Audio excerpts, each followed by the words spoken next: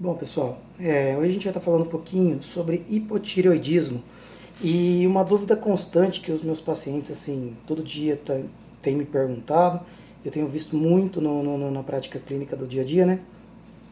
Pacientes que estão em uso de levotiroxina, no caso, né? O famoso Puran aí, né? E que mesmo com o uso do hormônio T4, eles ainda apresentam sintomas. O paciente está sintomático, às vezes alguns já ali com dose máxima e totalmente sintomático. Por que que isso daí acontece? Bom, a gente tem que entender, a primeira coisa, que a gente está falando de um hormônio sintético, né? Que ele não é parecido com o que a gente produz de verdade. Ele tem uma conformação molecular um pouco diferente. E aí, tem um detalhe importante que a gente precisa saber, que é o seguinte, que muitas vezes a gente vai pegar esse paciente aí, eu vou olhar ele na minha clínica e vou olhar para o valor de TSH, normal, vou olhar para o valor de T4, beleza, mas o paciente conversa comigo, totalmente sintomático, ele está todo ferrado, o cara não tem qualidade de vida nenhuma e aí a gente acaba ficando meio ali, né? Então, só para a gente entender de forma básica, a primeira coisa que a gente tem que ter noção é o seguinte, que o hormônio da tireoide, para que ele tenha um bom funcionamento no nosso corpo, a gente precisa primeiro ajustar os hormônios da base, né? No caso, a melatonina tem que estar excelente no nosso corpo, então a pessoa tem que ter uma boa noite de sono, dormir cedo, não acordar de madrugada, né? Tipo assim, sem luz no quarto, sem som, um ambiente tranquilo, totalmente escuro. Outro fator que a gente precisa ajustar, né, nesse paciente em relação à vitamina D, tá bom? Então, se a gente tem níveis baixos de vitamina D, eu também tenho uma menor ação do hormônio T3 e T4. E também eu preciso dosar os níveis de cortisol e avaliar se esse paciente está fazendo um hipercortisolismo ou um hipocortisolismo. Tá bom? Porque o cortisol está diretamente relacionado com os hormônios da tireoide.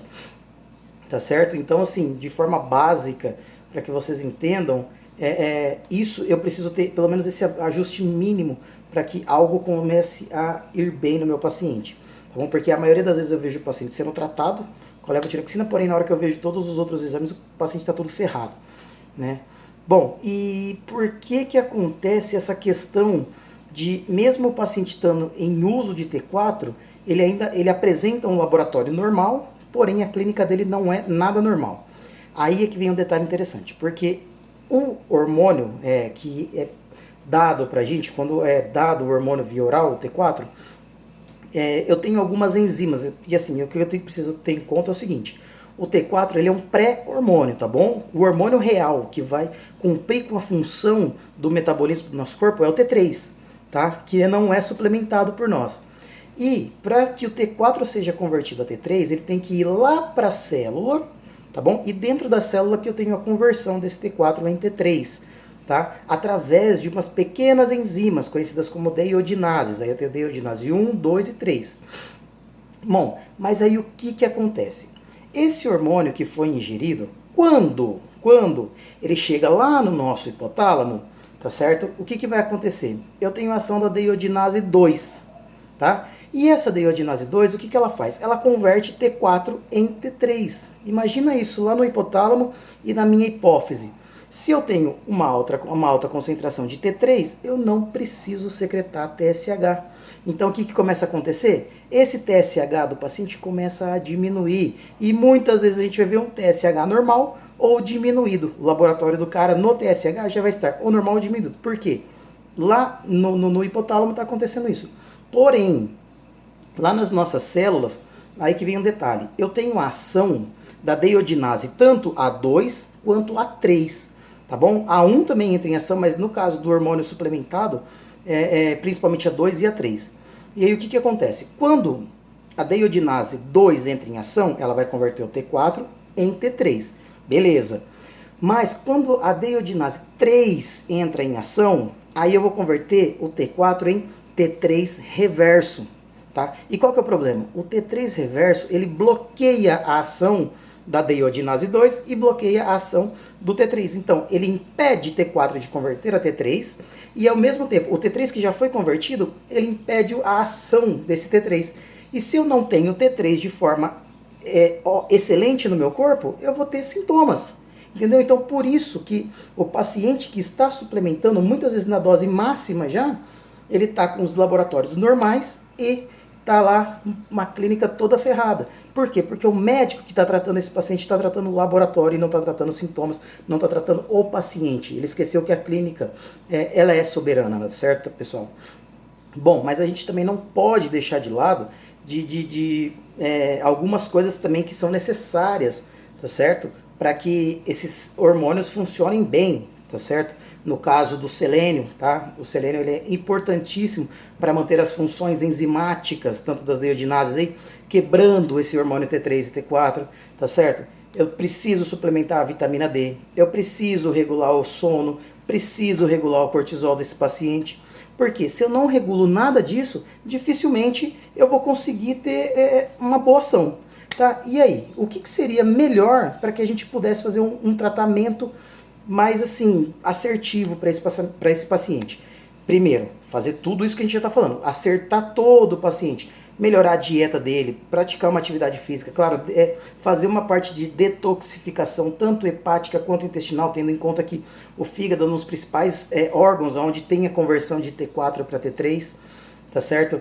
Mas assim, o que eu gosto muito de passar para os pacientes é a combinação de T4 e T3, tá certo? Você pode tanto mandar manipular o T4 e o T3, lembrando que sempre numa proporção de 1 para 5, ou seja, para cada 1 micrograma de T3, eu tenho que colocar 5 microgramas de T4, tá certo? Mas aí a dose cada paciente que tem uma dose exata, beleza? Mas, para mim, o padrão ouro, que é o que eu mais gosto, um pouquinho mais caro, porém é o melhor de todos, é o extrato de tireoide porcino, tá bom? Que a gente tem as dosagens em grãos, e cada grão tem a sua, assim, um grão ele tem uma certa miligramagem, 1/4 de grão tem outra tanto, 3/4 de grão tem outra, meio grão tem outro, entendeu? Então a gente pode ir ajustando essa dose para o paciente, porque o que acontece? Nesse grão de tireoide, no extrato da tireoide, eu tenho T3 e T4, tá certo? Então, olha que interessante, eu já dou o hormônio T4, que vai ficar trabalhando durante todo o dia ali naquele paciente, sendo convertido a T3, uma parte de T3 reverso, inativando, porém eu já estou dando o T3 também para esse paciente, tá? Em bem menor quantidade, porém já estou dando o T3 para esse paciente. Então eu consigo amenizar os sintomas desse paciente aí, beleza? E aí muitos também podem se perguntar aí em relação ao iodo, precisa suplementar o iodo? Aí já é uma coisa um pouquinho mais, uma conversa um pouquinho mais, que eu tenho que ter um pouco de cautela, porque muitos médicos são a favor de suplementar o iodo, muitos são contra. Tendo em conta que o iodo, ele é um halogênio, tá certo? Lembrando lá da tabela periódica, dos halogênios ali eu tenho o iodo, tenho o bromo, tenho o cloro, tem o flúor, tá certo? E tendo em conta que hoje em dia a gente tem uma intoxicação muito grande por halogênios, tanto do cloro, vou tomar um banho quente, a água está cheia de cloro, o poro dilata, entra muito cloro no meu sangue. Flúor, enxaguante bucal, pasta, qualquer coisinha. Pô, a gente não vai ficar com bafo também, né? Então é difícil, né? O bromo, acordou cedinho, come um pão, pô, o pão tá cheio de bromo. Esses caras, eles vão competir de forma direta com o iodo, tá? Na hora de entrar na célula da tireoide, o iodo não consegue entrar na célula da tireoide porque esses caras estão impedindo. E quem que eu preciso para formar T3 e T4? Iodo, tá? Eu preciso do iodo. Então, muitos médicos defendem que a suplementação de iodo se faz necessária porque eu consigo, aumentando a concentração de iodo no meu sangue, competir com esses caras aí. Então, como eu vou ter muito mais iodo, o iodo vai conseguir entrar na minha célula e promover a ação dele. Cuidado só com uma coisa, tá? O paciente que tem hipotireoidismo autoimune, tireoidite de Hashimoto, Graves e tudo mais, que tem níveis de anticorpos elevados, principalmente o antitiroperoxidase, não pode suplementar iodo, tá? A não ser que você consiga abaixar os títulos desse anticorpo. Por quê? Se eu pego e dou iodo para esse paciente, o anticorpo, o que ele vai fazer? Ele vai captar esse iodo e vai utilizar para um metabolismo próprio desse anticorpo dentro da tireoide, aumentando um processo inflamatório, aumentando a degradação da minha glândula, diminuindo a produção de T3 e T4, piorando o paciente, tá bom? Então cuidado com o iodo. O iodo pode ser suplementado? Ao meu ponto de vista, sim, mas com cuidado, sabendo o que está fazendo. Beleza? Espero que tenha ficado claro aí, um pouquinho explicando isso daí. Então, vamos ter em mente isso daí, tá, pessoal? Não tratem laboratório apenas, tratem o paciente, olhem para o paciente, olhem a clínica do paciente, que isso daí vai falar muito mais às vezes do que o próprio laboratório em si, tá? E não lembrem, não esqueçam de todo o restante. Valeu? Um abraço a todos.